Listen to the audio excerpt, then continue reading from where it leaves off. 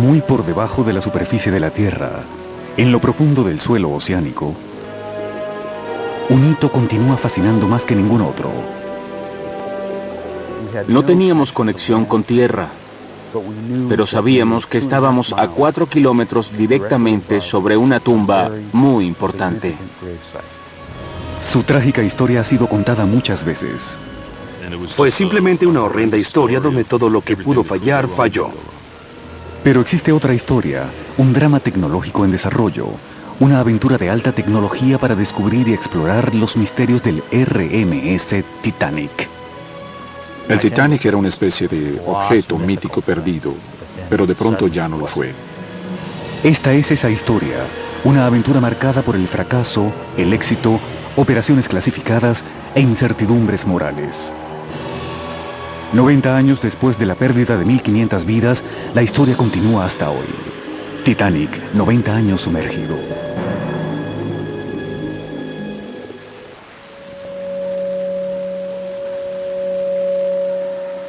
En el verano del año 2001, investigadores de captación de imágenes del Instituto Oceanográfico Woods Hole en Massachusetts regresaron a este extraordinario sitio de naufragio a bordo de sumergibles rusos. El reto más reciente, ajustar cámaras submarinas de alta definición para capturar al Titanic con una claridad nunca antes vista. La historia del Titanic y la de la tecnología oceánica son inseparables. El Titanic sirve tanto de inspiración, retando a los científicos a crear nuevas tecnologías, como de campo de pruebas para sus equipos e instrumentos más recientes.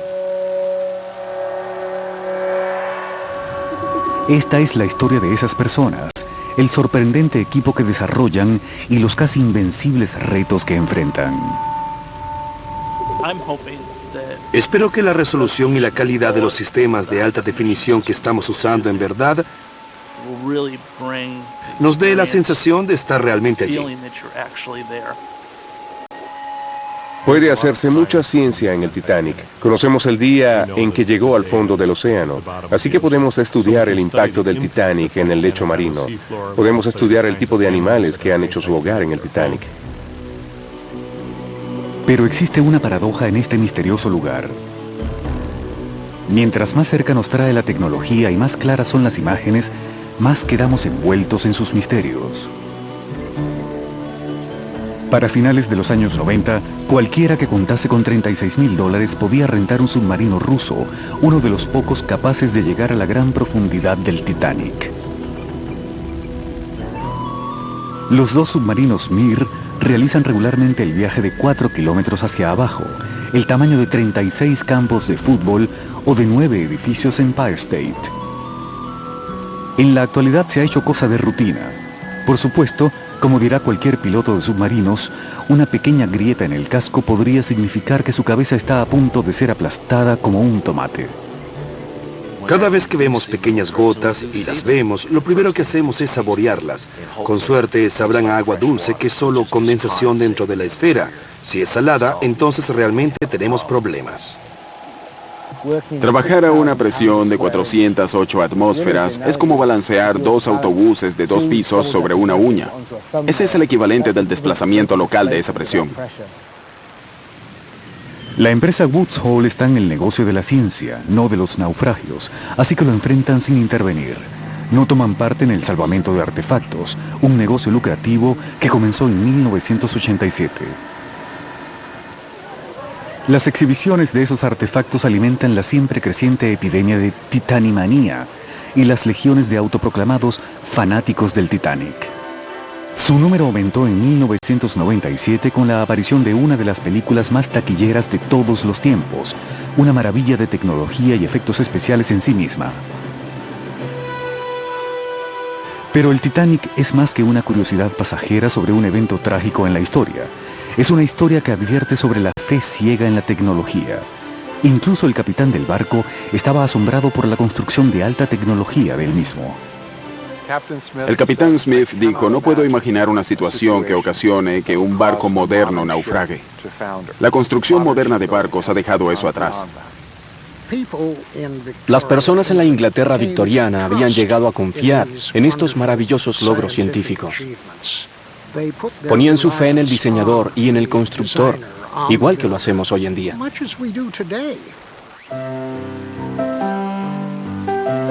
10 de abril de 1912. Una atmósfera festiva recibe a los pasajeros mientras se embarcan en el RMS Titanic, la nave que llaman el Barco Maravilla. Vi lo que parecía un enorme edificio, recuerda la pasajera Edith Russell, de 11 pisos de altura, con fila tras fila de luces eléctricas brillantes por todas partes.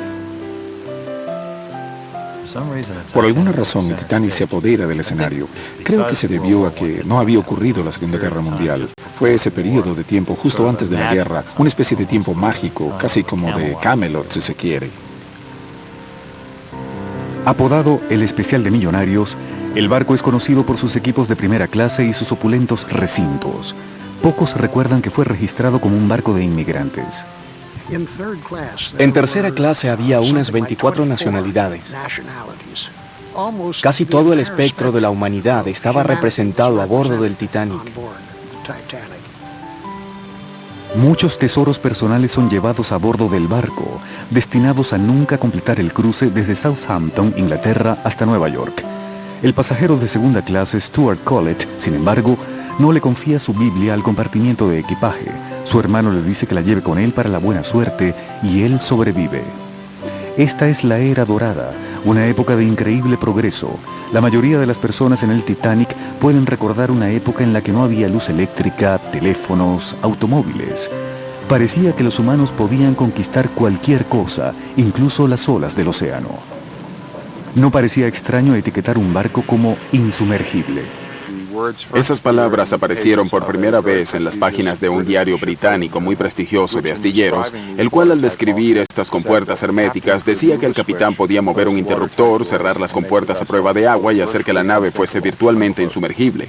Bien, la prensa popular recogió esa frase y eliminaron la palabra virtualmente, naciendo así el barco insumergible en la mente del público. Los propietarios del barco nunca llamaron al Titanic insumergible, pero la tripulación y los pasajeros lo tomaron como una verdad sagrada. Su confianza se veía reforzada por una reciente innovación a bordo, el telégrafo inalámbrico de Guglielmo Marconi. Pero a 2/3 de camino en su viaje, mientras se dirigían sin saberlo hacia un campo de enormes formaciones de hielo, su fe y sus vidas serían destruidas para siempre.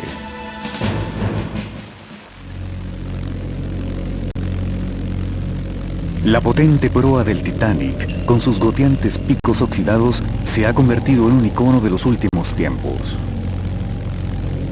En el siglo XXI podemos maravillarnos con ella gracias a lo último en alta definición, imágenes en una pantalla más ancha y con el doble de la resolución de un televisor normal.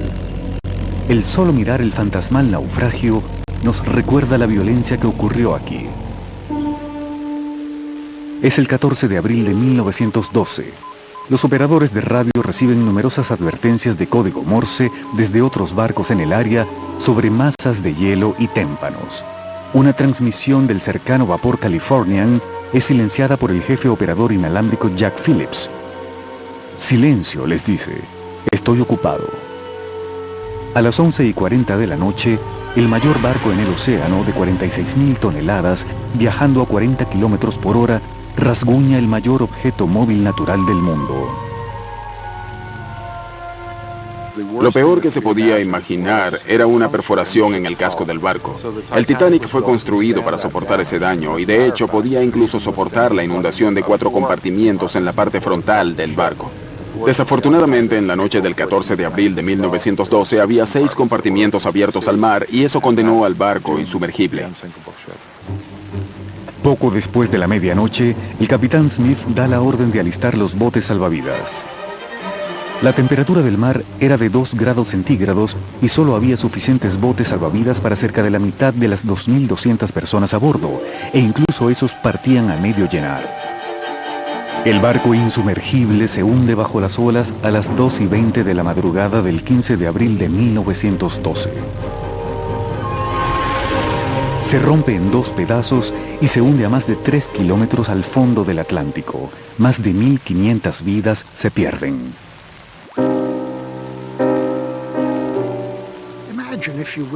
Imagine un jet supersónico que llevase a las estrellas de cine más famosas, las personas más acaudaladas del mundo, propietarios de grandes negocios.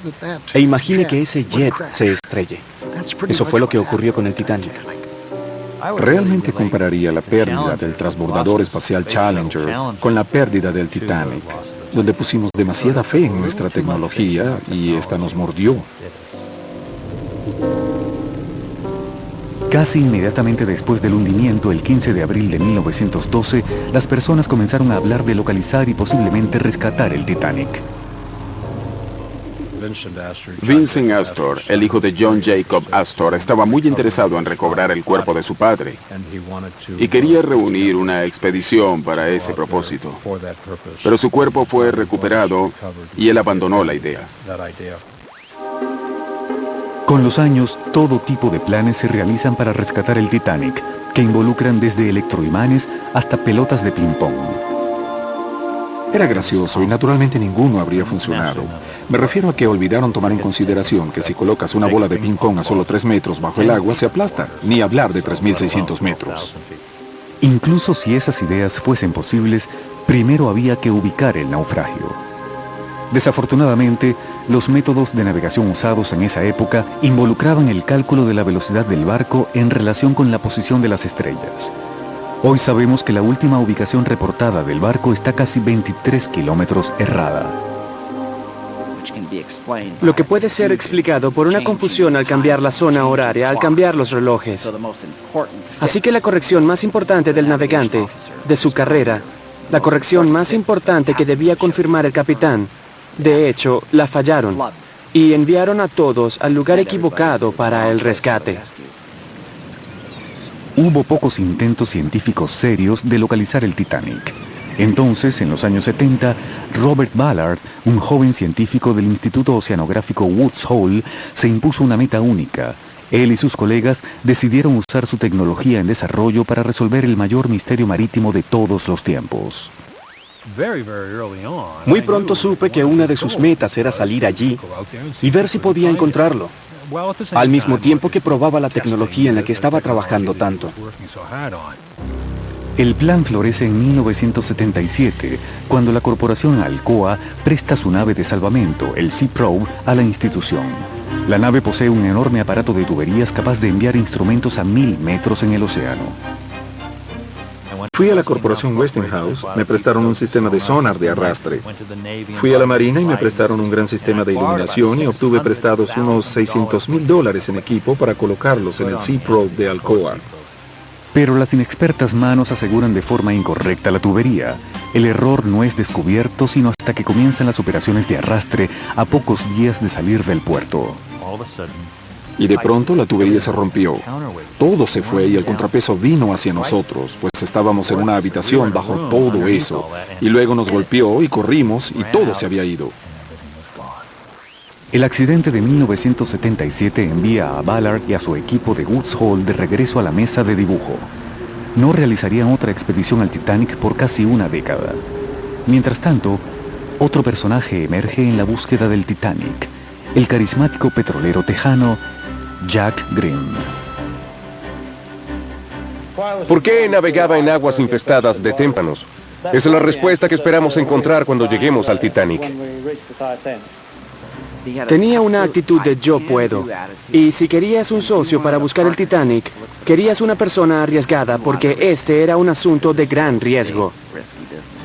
A finales de los años 70, Grimm, conocido por sus búsquedas del monstruo del lago Ness y del Arca de Noé, anuncia que va a encontrar el Titanic. Enlista a 2 jugadores importantes en la escena oceanográfica, Fred Spies, de la institución Scripps de Oceanografía en California, y Bill Ryan, del Observatorio Geológico Lamont Doherty, de la Universidad de Columbia. Grimm quería buscarlo de inmediato, y no existía equipo disponible para él. Así que tuvimos que construir la tecnología desde cero.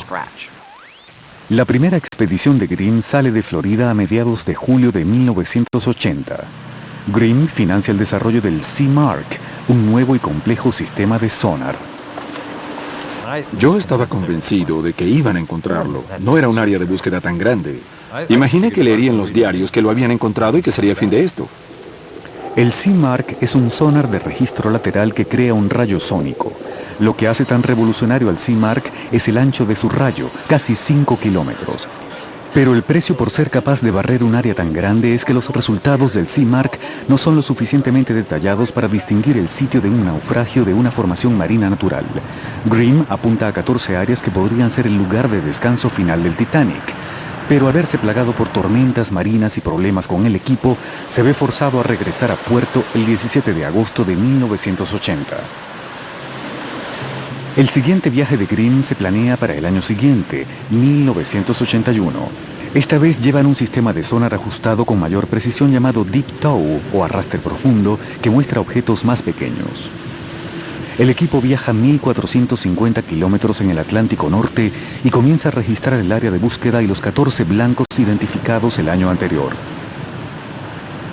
Nos concentramos en el instrumento Deep Tow de la institución Scripps y escogimos todos esos blancos en medio y los revisamos uno por uno. Examinan 13 de los 14 blancos. Luego, el desastre. El montacargas que envía y recoge el Deep Tow se rompe antes de que puedan terminar la búsqueda. Y bajo ese blanco final, el Titanic. ¿Encontramos el Titanic? Esa es la pregunta que nos hace mucha gente. Creo que podría decirse que captamos hermosamente la tumba del Titanic. Captamos hermosamente el paisaje, pero hasta tener algún identificador, son solo blancos acústicos. Con apenas horas restantes en la misión, el montacargas es reparado. Grimm le pide a Ryan que envíe otro equipo que él ha financiado, el sistema de video a color Deep Sea o Mar Profundo. Este vehículo estaba destinado a capturar videos del Titanic, si lo encontraban. No puede enviar imágenes al barco, pero las graba para verlas después. En el viaje de 4 días de vuelta a la costa, el grupo de búsqueda observa la cinta de video. Y entonces el instrumento sale del fondo y aparece en la pantalla ese gran objeto curvo. Mi reacción fue, golpeamos una enorme roca glacial. Y Grimm grita, la hélice. Tomaría 2 años más hasta que una tercera expedición de Grimm pudiese ser planeada. La misión de 1983 no logra confirmar nuevamente la supuesta hélice. Creo que todos estábamos un poco intimidados. Si ellos fueron y no pudieron encontrarlo, tal vez no era posible encontrarlo. Pero mientras el equipo de Grimm navega de regreso a puerto por última vez, otra expedición ya se está planeando. El 1 de septiembre de 1985, Robert Ballard y el equipo de Woods Hole están a punto de realizar el mayor descubrimiento en la historia marítima.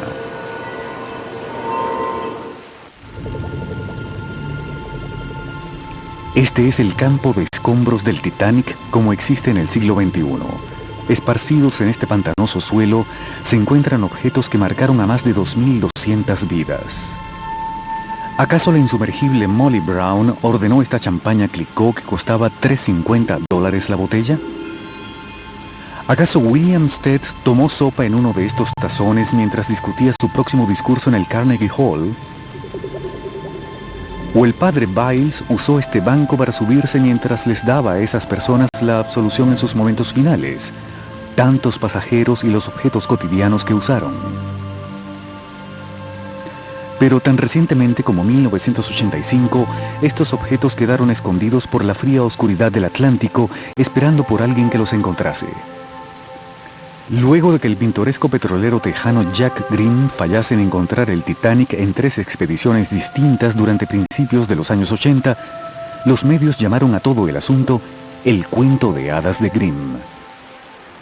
Jack Grimm dejó una contribución importante para la ciencia, un gran legado.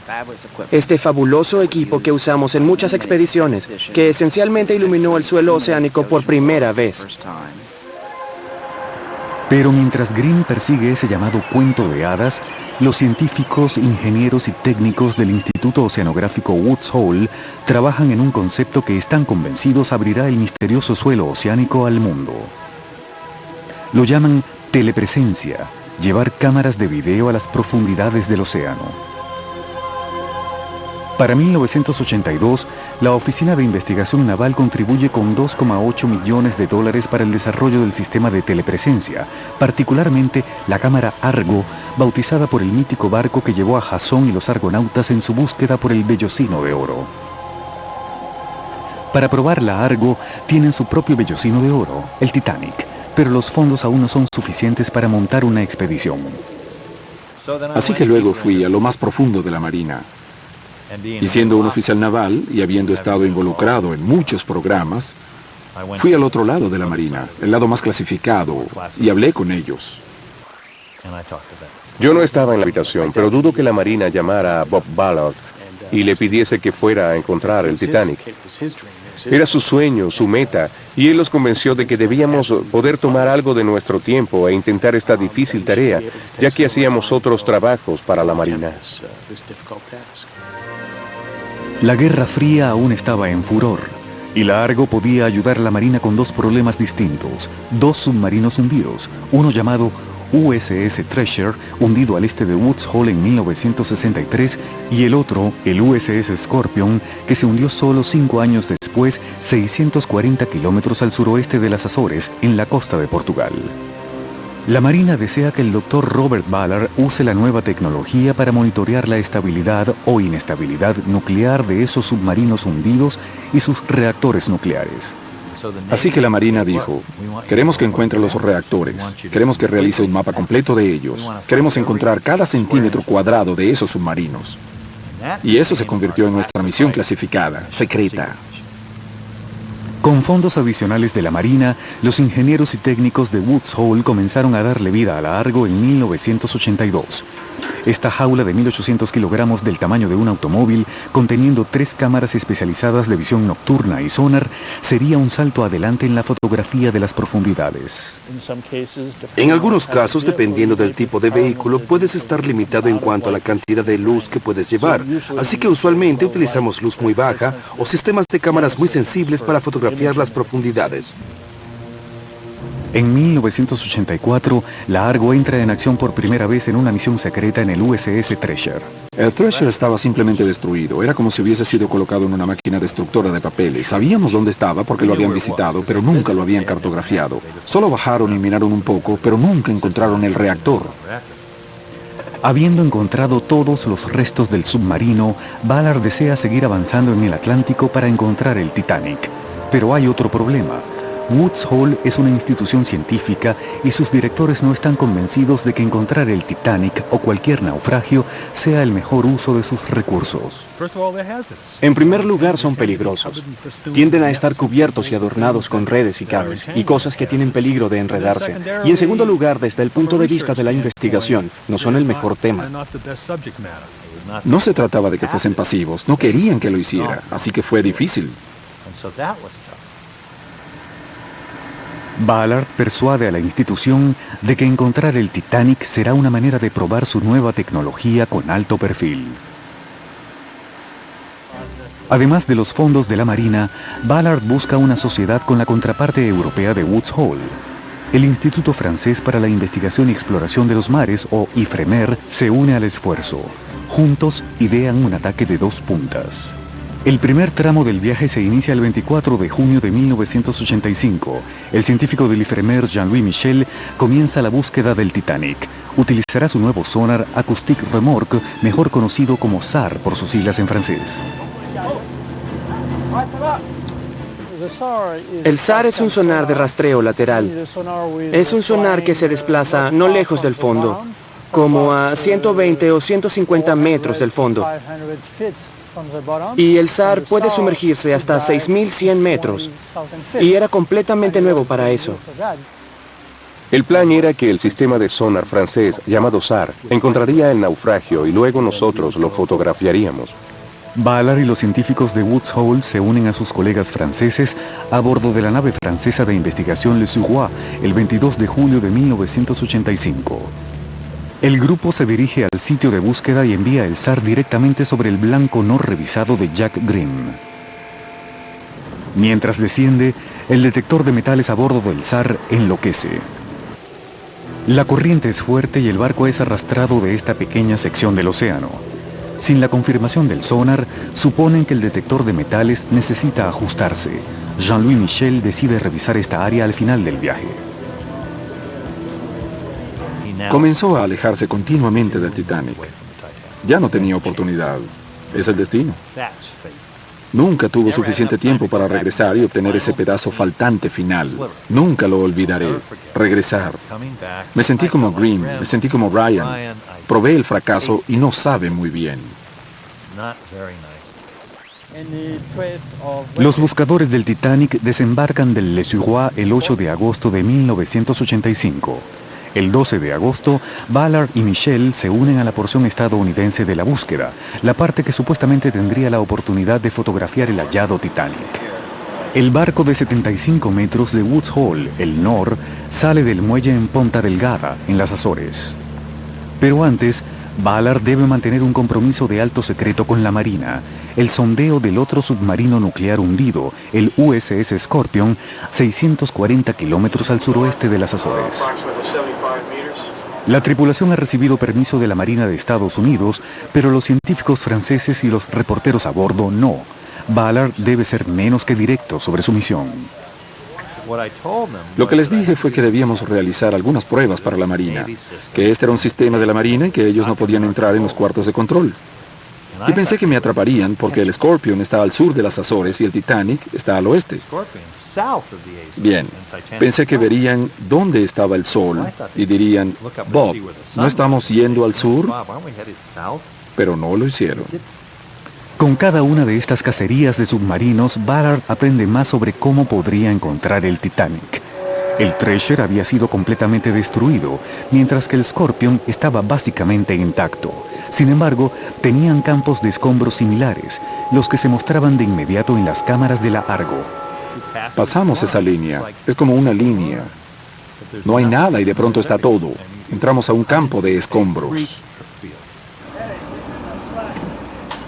Es una lección que Ballard recordaría. Según su acuerdo con la Marina, ahora es libre para hacer lo que desee con el resto de su tiempo en este viaje.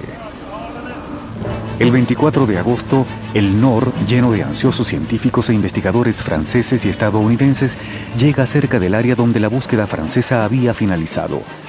Las cámaras de video de la Argo probarán o refutarán la idea de Ballard de que el video es una herramienta de búsqueda mejor que el sonar. Bob solo zigzagueó por el extremo oeste del área del sondeo, apostando que si realizaba esos zigzags lo suficientemente estrechos, se cruzaría con los escombros.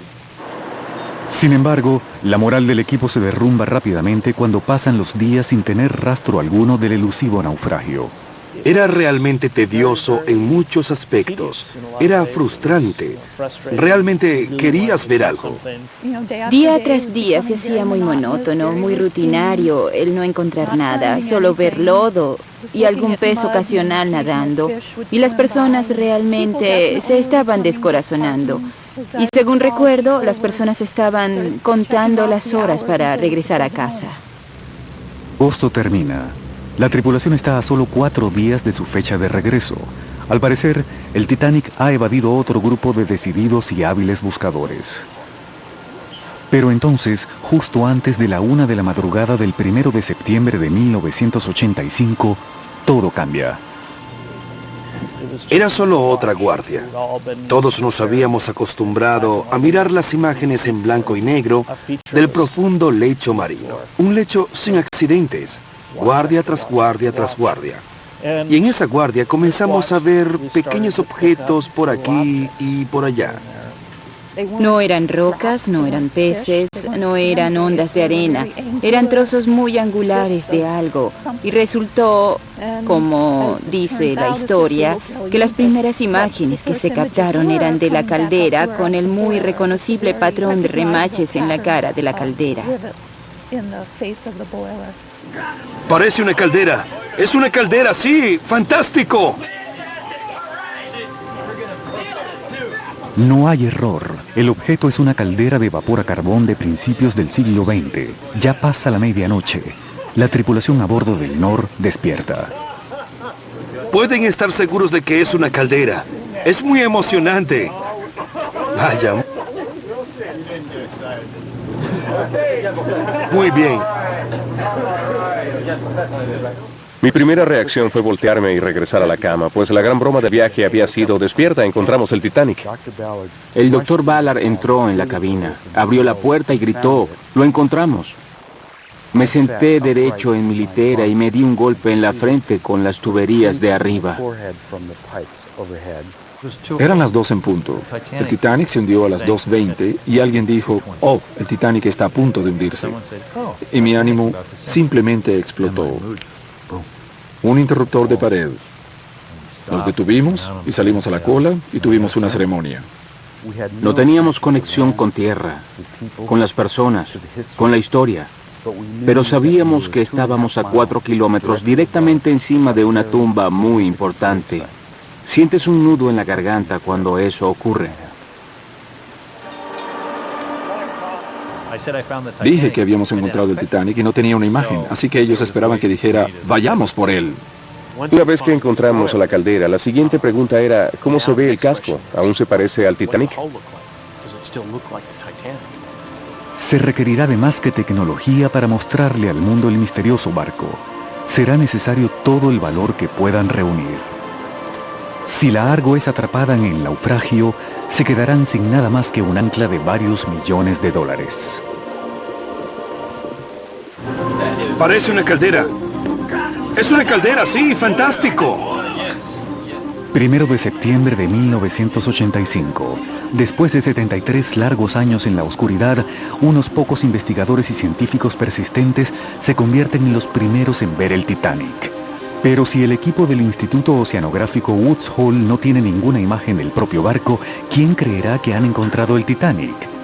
Maniobrar el trineo, como lo llaman los oceanógrafos, no será fácil, dado el efecto de las corrientes que ondean a lo largo del cable de 4 kilómetros de la máquina Argo.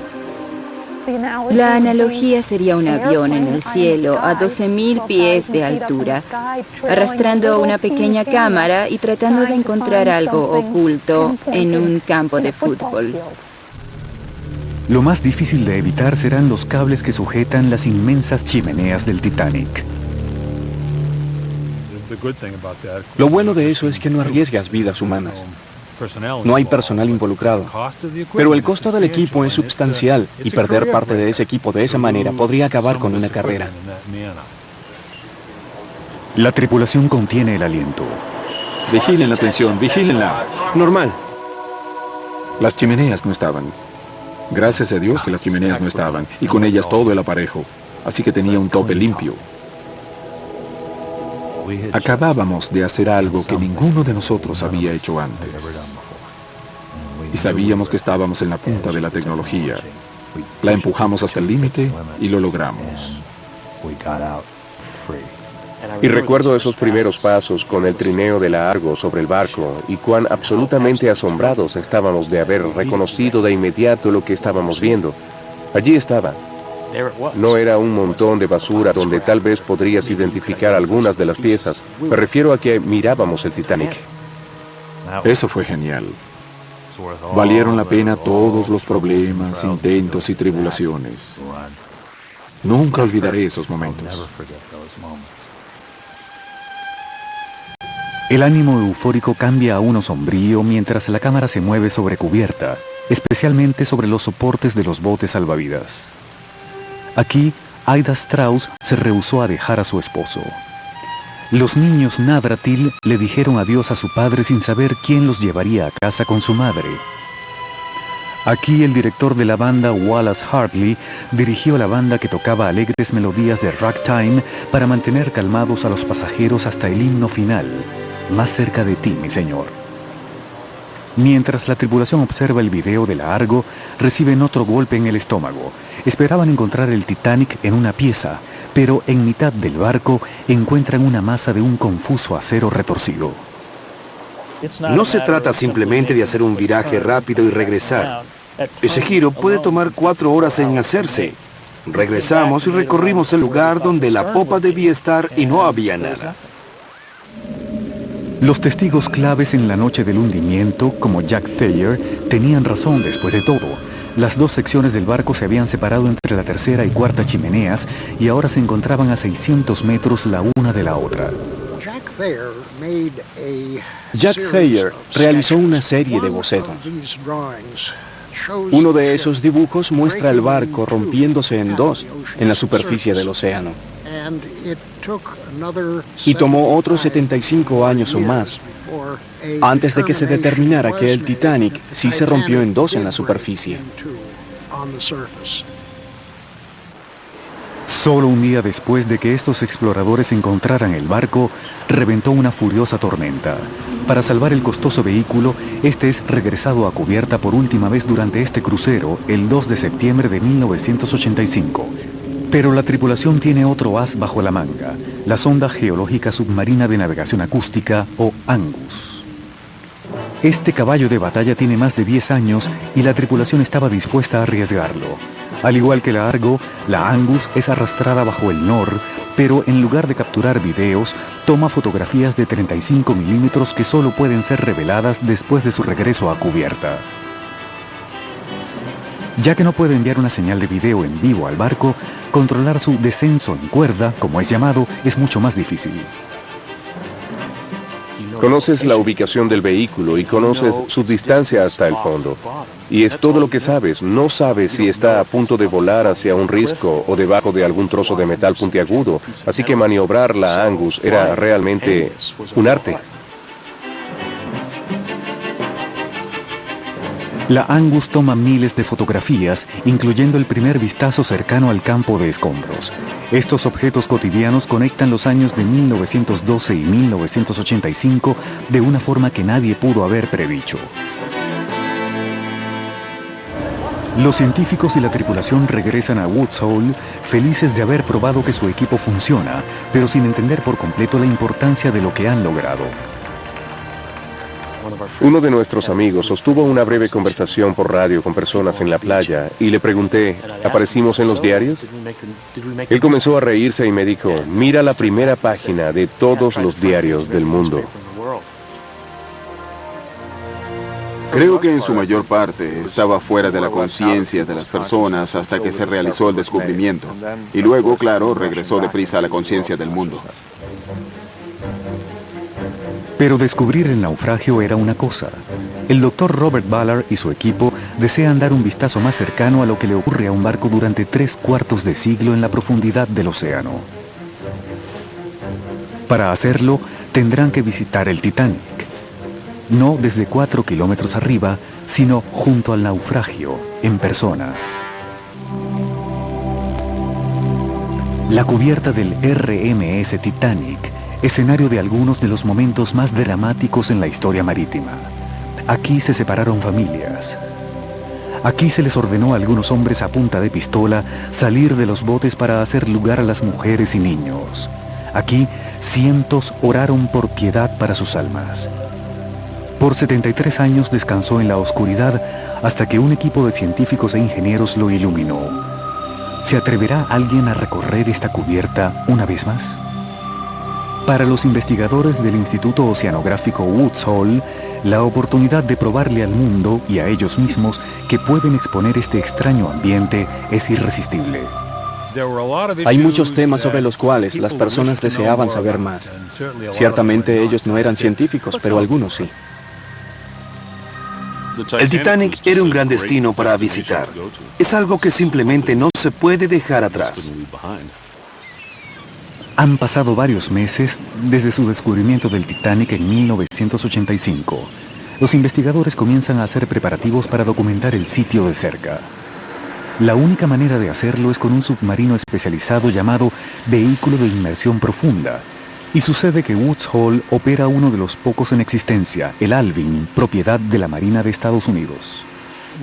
Con un vehículo tripulado como el Alvin, podemos ver de cerca las cosas que esperarías ver si estuvieras realmente allí.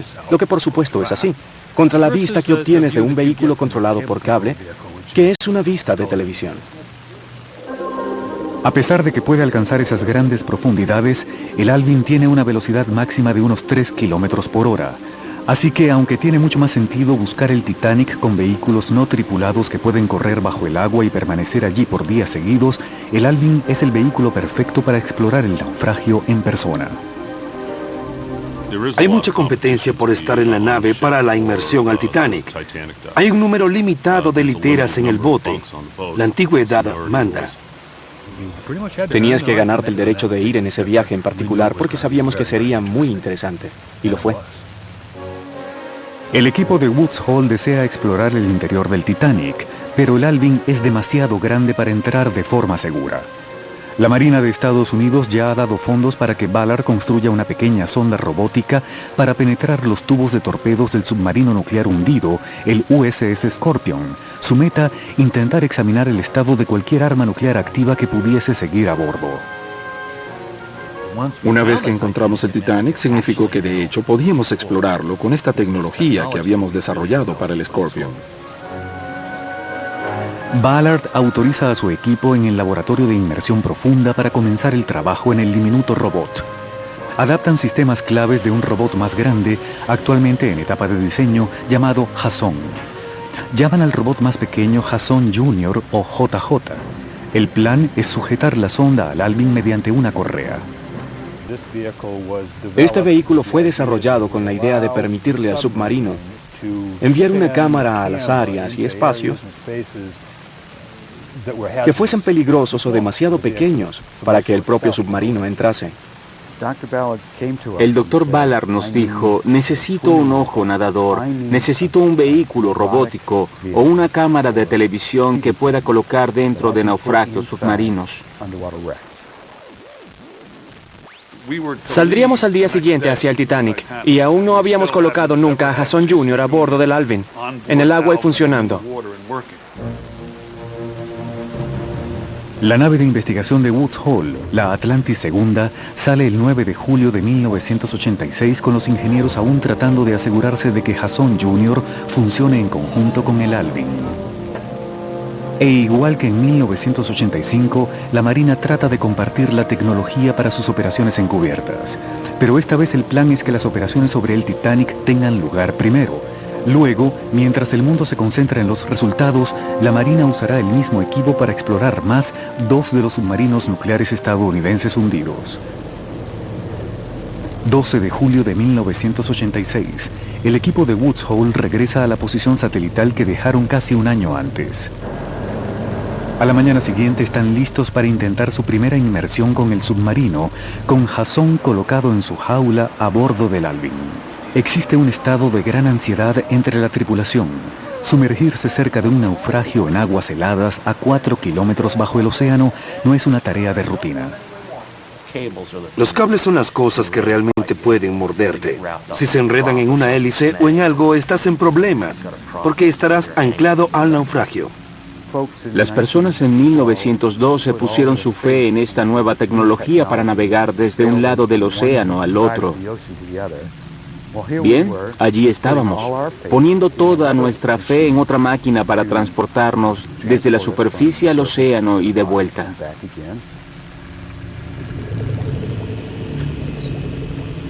Después de todo este tiempo, alguien le hará una visita a este monumento. 8:30 de la mañana, hora del barco, 13 de julio, primera inmersión. La tripulación del Alvin está llena de temor y expectativas. Los tres hombres, Bob Ballard, el piloto Ralph Hollis y el copiloto Dudley Foster, se alistan para su descenso de 2 horas y media. Bien, en la primera inmersión todo fue como en el Titanic.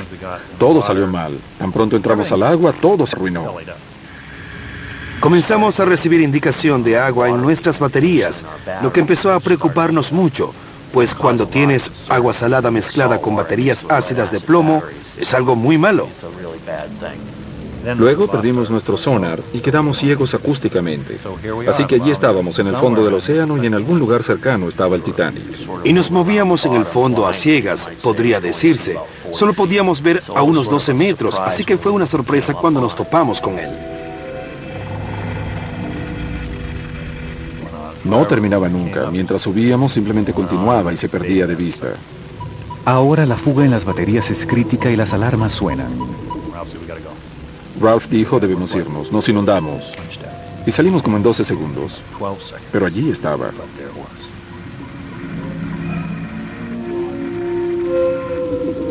El Alvin regresa a la superficie. Los ingenieros y técnicos trabajan toda la noche para asegurarse de que no suceda lo mismo otra vez. Gracias a su arduo trabajo, la segunda inmersión es una historia muy diferente. Nos ubicamos a 30 metros de distancia y luego cuando conducíamos hacia él, simplemente llenó la pantalla. Era como conducir hacia una pared oxidada.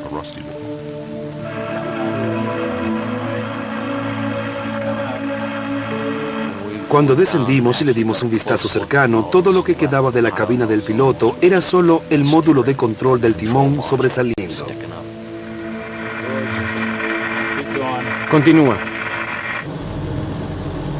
Los problemas del equipo plagan a los ingenieros del Jason Jr., pero hasta ahora ningún problema amenaza la vida.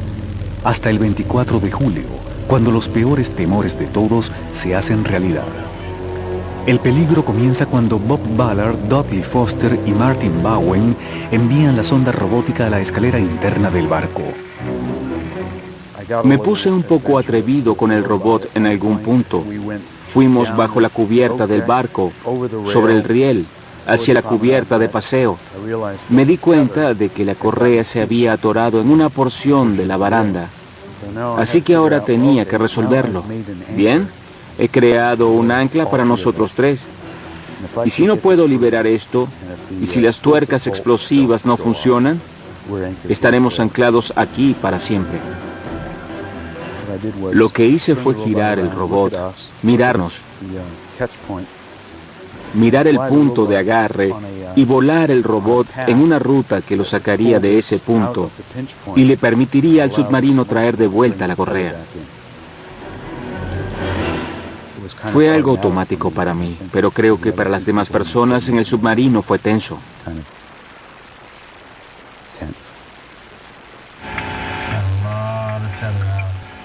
En total hubo 12 inmersiones, la mayoría muy exitosas.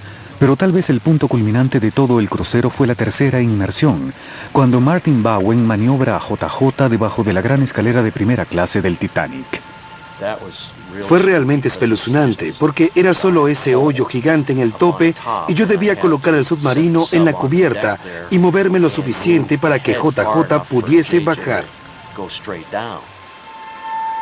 Sorprendentemente, encuentran una lámpara de cristal colgando como si la violencia del 15 de abril de 1912 nunca hubiese ocurrido.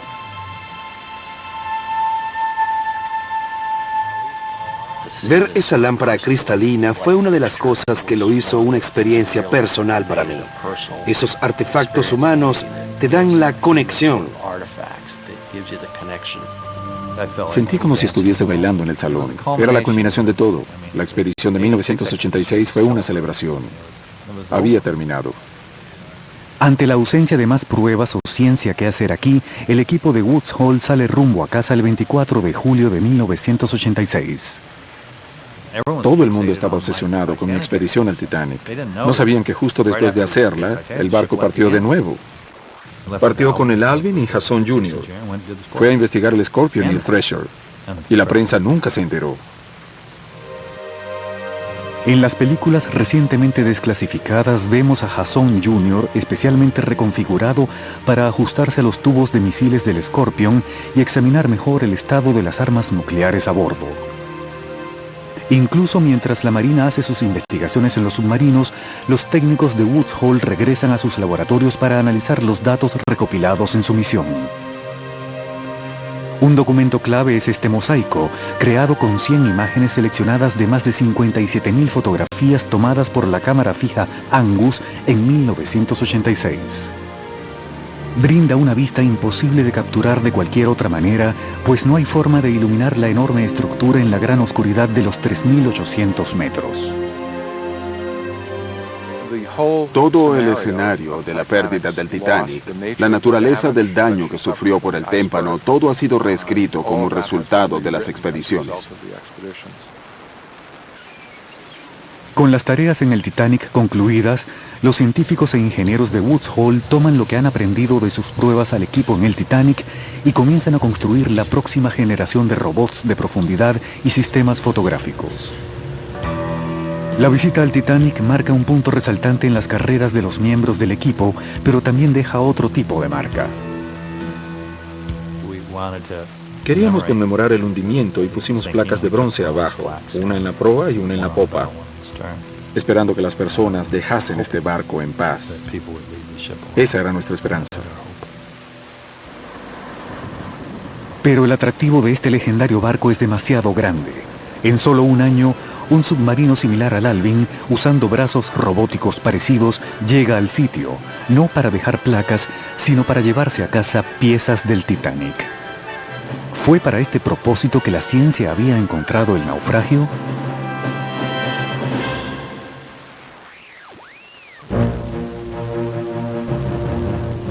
Para el otoño de 1986, la ubicación del Titanic ya no era un secreto, pero aún guarda muchos misterios y también muchos artefactos, objetos que las personas de todo el mundo quieren ver personalmente. Con muy poco trabajo científico restante por hacer aquí, los investigadores del Instituto Oceanográfico Woods Hole han terminado con el sitio. Existe algún temor de que otros perturben el lugar de descanso del Titanic, tal vez incluso para elevar el barco. Ya que solo un puñado de submarinos son capaces de llegar a la profundidad del Titanic en 1986, la idea no es tomada en serio. Pero el Titanic tiene la capacidad de hacer que las personas ignoren los obstáculos técnicos. Estamos a solo un año más tarde, 1987, y Fremer, el Instituto Oceanográfico francés, se encuentra en el sitio del Titanic con su submarino de $20 millones, el Nautil. Su meta es recolectar reliquias en conjunto con una compañía lucrativa fundada por inversionistas internacionales. En esta expedición, unos 1.800 artefactos son llevados a tierra. Y Fremer estuvo involucrado desde el principio, ya que fueron los codescubridores en la expedición de 1985. De hecho, sintieron la obligación de proteger las futuras expediciones al naufragio. Algunas de las personas involucradas en la localización del Titanic se convirtieron en críticas del rescate. No estoy muy seguro de que el rescate que ha tenido lugar haya servido realmente a un propósito histórico o arqueológico. Básicamente le han quitado las joyas a la vieja dama y a su tumba. Pero la vieja dama aún está allí abajo. Sabemos todo lo que hay que saber sobre esa era y no necesitamos tener un plato frente a nosotros o un par de zapatos para describirla. Así es que es una especie de responsabilidad discriminatoria. No soy un experto, pero no contribuiré con eso personalmente. Individualmente, eso podría ser solo una taza de té en esa vitrina. Pero cuando coloco la taza de té en yuxtaposición con un plato, un cuchillo y un tenedor, y luego comienzo a ver otras cosas de la primera clase o de tercera clase, y comienzo a crear la imagen de cómo era la vida a bordo, esa es la verdadera magia de los artefactos. En la expedición de 1987, el robot francés Robin, la contraparte del Jason Jr. de Woods Hole, también realiza viajes espectaculares al interior del naufragio, pero no para recoger artefactos. Nos encantaría entrar y recoger artefactos. Actualmente no tenemos la tecnología para hacerlo porque podemos introducir una cámara dentro, pero no tenemos la capacidad de colocarle brazos o métodos de recuperación en algo lo suficientemente pequeño para entrar en el naufragio. La compañía de rescate se hace pública en 1993 bajo el nombre de RMS Titanic Incorporated. Artefactos como el silbato de 3 tonos del barco, el mayor jamás construido, son colocados en una exhibición itinerante. 10 millones de personas, desde Londres hasta Santiago de Chile, la visitan y muchos historiadores y museos se alientan con la idea de recuperar artefactos. La idea de estudiar el megáfono del capitán o cualquiera de los otros 6.000 objetos recogidos desde 1987 tiene su propio poder. Mi artefacto favorito, el cual recogí personalmente en 1994, es una canica y media de un niño. No pude evitar conmoverme por la recolección de una pequeña persona, una persona joven, cuyas esperanzas y sueños de futuro fueron tan trágicamente truncados esa noche. Otro objeto asombroso es esta bolsa que se descubrió había sido propiedad del vendedor de perfumes Adolf Saalfeld. Este estuche incluye tubos que aún contienen el aceite del que se hacen los perfumes. Hemos investigado minuciosamente. En 1994, la RMS Titanic Incorporated fue nombrada rescatadora en posesión del Titanic por un juez federal. Hicimos representaciones allí en esa corte de que teníamos ese naufragio por virtud del hecho de que teníamos un artefacto del naufragio y queríamos conservarlo y por lo tanto calificar por el derecho de rescatador en posesión. De hecho, recuerdo al juez Clark diciendo que no queríamos tener personas peleando por este barco en aguas internacionales y posiblemente matándose unos a otros. El asunto del rescate y exploración del Titanic entra en la conciencia pública de gran manera en 1997 con la exitosa película de James Cameron.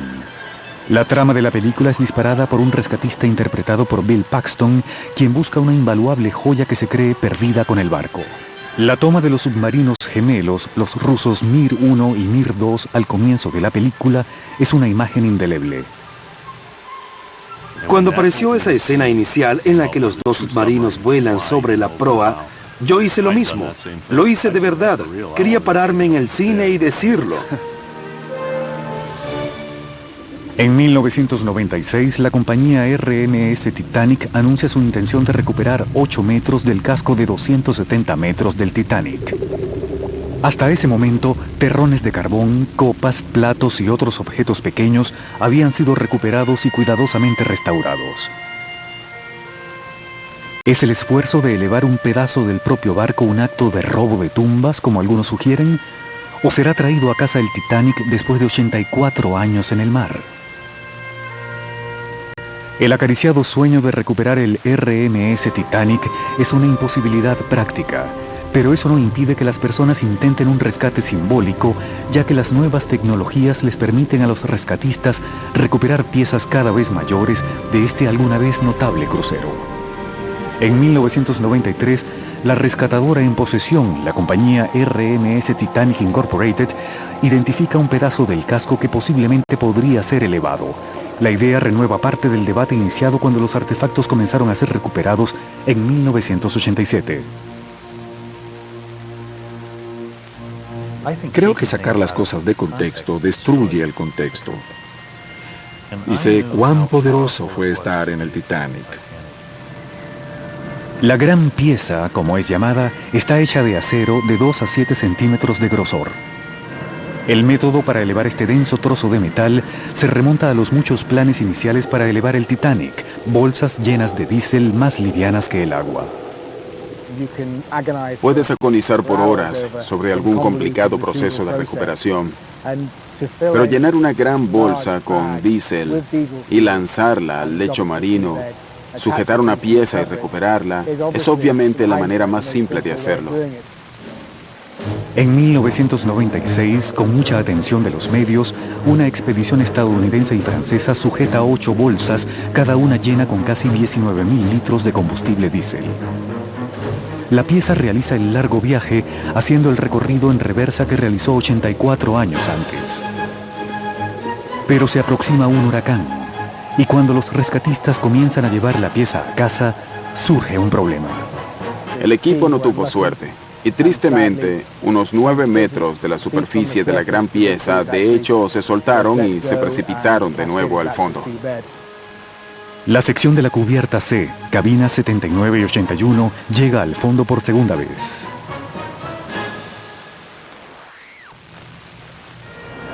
...1998...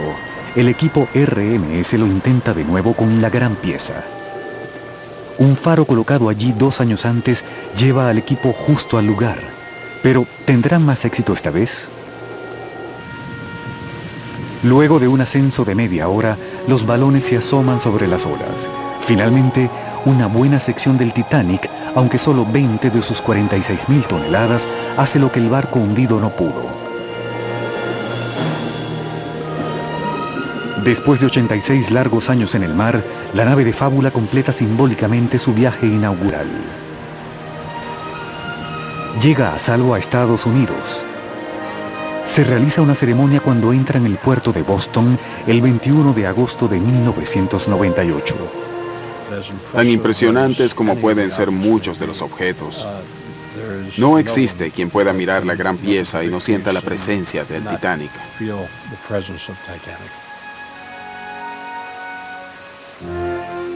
Siendo la recuperación de artefactos más o menos un hecho de la vida, aún hay quienes discuten que un Titanic completo en el fondo del océano, presentado en video o en película, es más atractivo que un almacén lleno de artefactos. En Woods Hole sentíamos que había una cierta emoción que se obtendría al mirar el Titanic en su lugar en el fondo y al tratarlo como un monumento, no para recuperar objetos. Siempre he tenido una visión de lo que deseo crear. Museos submarinos mediante la telepresencia.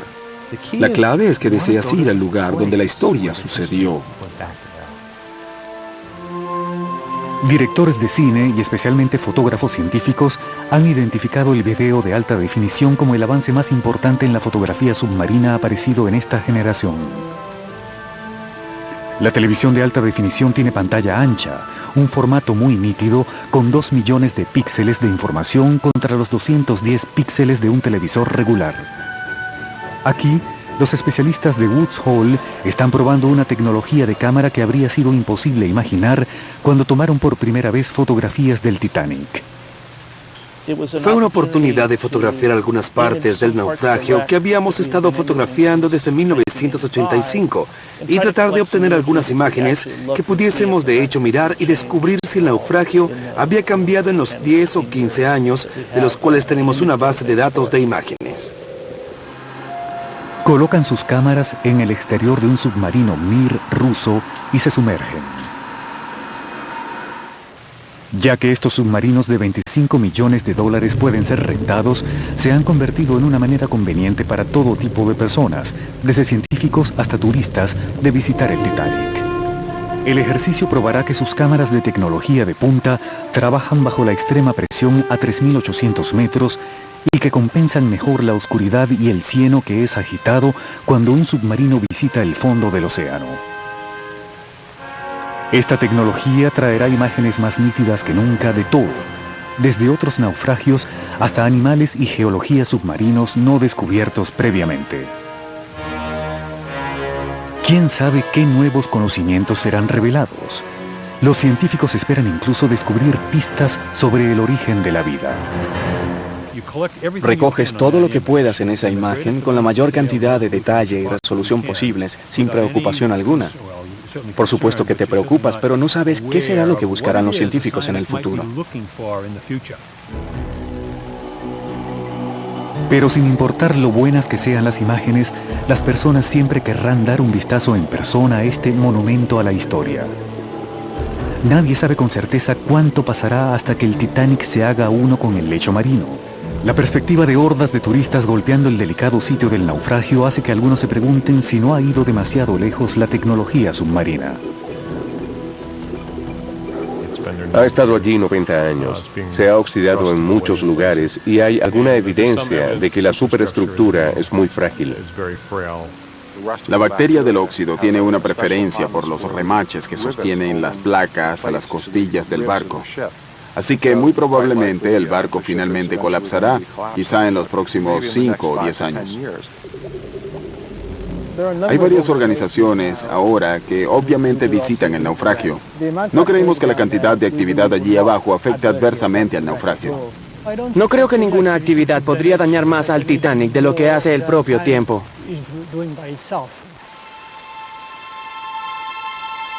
Lo cierto es que incluso después de 90 años, las personas continúan deseando algo del Titanic. Algunos han invertido fortunas, otros han puesto sus reputaciones e incluso sus vidas en juego. Pero el Titanic ha dado mucho a cambio, ayudando a la ciencia a desarrollar la tecnología submarina y a abrir el extraordinario mundo del océano para todos. Y aún lo sigue haciendo. En los cruceros que hicimos en 2001, fue muy interesante comparar la imagen de alta definición dentro de la esfera del submarino con la vista del visor. El ojo humano tiene mucha profundidad de campo que las cámaras de alta definición actuales, y eso es algo que vamos a intentar mejorar. Puede que intente regresar en silencio, pero no creo que quiera ir con una gran banda de músicos. Temo que si regreso quedaré muy decepcionado, pues mi museo, el que tengo en la mente, no estará allí. No sé qué tiene el Titanic que hace que no se hunda. No lo dejan permanecer en la tumba. Hay otros naufragios en los que murieron muchas más personas. Bien seas niño o niña, hombre o mujer, el Titanic parece encontrar el botón mágico en ti. Y no es el mismo botón en cada persona.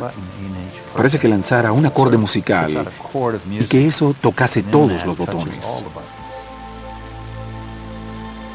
Desde las primeras imágenes en blanco y negro a la claridad de la alta definición, hasta la notable tecnología que puede tocar el pasado, permanecemos atraídos por la historia del Titanic. Esta continúa siendo escrita por quienes se dedican a la exploración.